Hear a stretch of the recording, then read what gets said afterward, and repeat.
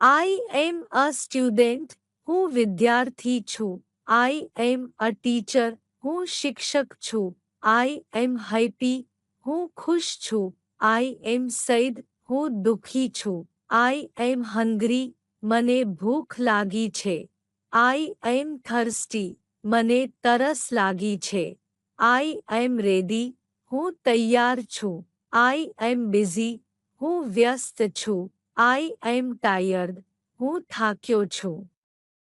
મેલ, હું થાકી છું.